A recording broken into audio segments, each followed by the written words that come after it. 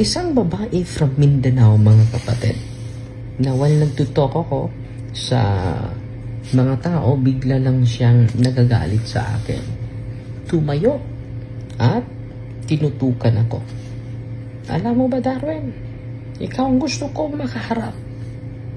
Dahil yung obispo nila sa diocese nila, natatakot sa akin. Sa amin. Hindi sa akin. Sa amin. Plural yung sinabi niya. Yung exorcist nila, natatakot sa amin. Ikaw pa kaya? Tinatakot ako ng mga espiritu na nakasanib pwersa sa kanyang katawan. Anong binibigay natin sa kanya? Yung diagnostic prayer, diagnostic interview, and bibigay siya ng narratives. After that processing, in-schedule natin siya for solemn exorcism, mga kapatid.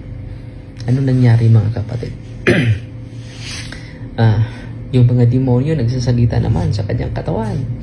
Sinabihan ako, no? Wala, hindi tayo pantay, Darwin. No? Yung obispo nila ay natatakot sa amin, ikaw pa kaya? No? Yung exorcist nila sa diocese nila natatakot sa amin, ikaw pa kaya? Pero ako po ay nagfo-focus lang sa prayer ng simbahan, humbly focusing on the prayer of exorcism, mga kapatid. Alam mo, mga kapatid, nung ako ay nag-focus sa prayer, ginamit natin yung cross, nilagay natin sa kanyang ulo, sumigaw siya. Nilagay natin sa kanyang leeg, sumigaw siya. Tinanong ko, saan ka ba?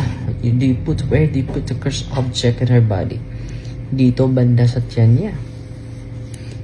Nilagyan natin ng holy and exorcise oil, sumigaw siya sa init at nagmamakaawa. Darwin, itigil mo na yan.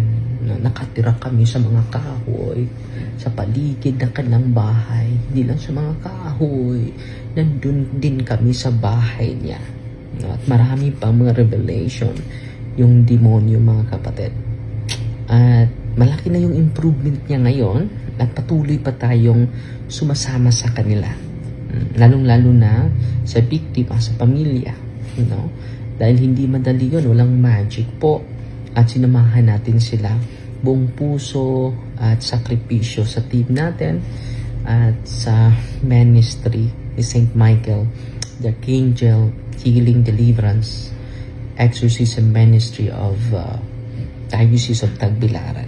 Pasalamat tayo, meron na tayong permanent office next week, mga kapatid. May official na pag-signature sa ating permanent office of the Diocese of Tagbilaran po. Maraming salamat po. Fight Team Maria, tatak with a humble heart. Amen.